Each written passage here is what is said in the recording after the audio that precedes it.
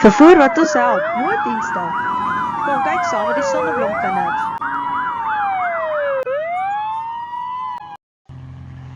Die brandspuitvliegtuig help om groot vure te blus.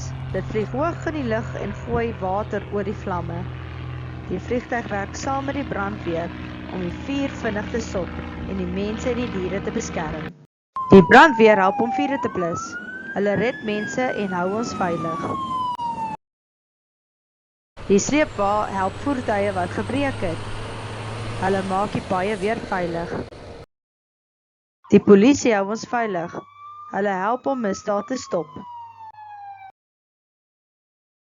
Die polisie helikopter vlieg hoog in die lug.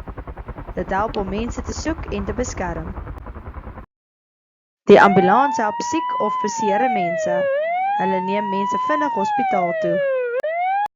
Die mobiele kliniek bring mediese hulp na mense, selfs waar daar nie hospitale is nie.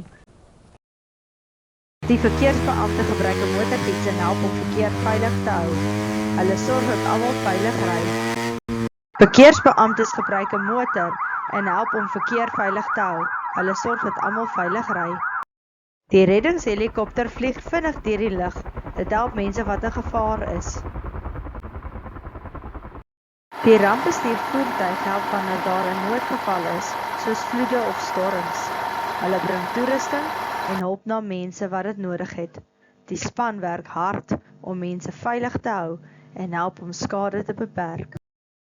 Die seereddingsjetski help mense in die water. Dit is vinnig en kan maklik deur die golwe beweeg. Die seereddingsspan help mense in die water.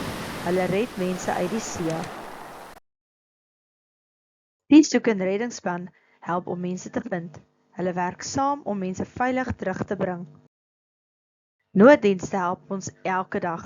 Hulle hou ons veilig en beskerm ons. Dankie dat jy saam gekyk het. Tot volgende keer maatjies.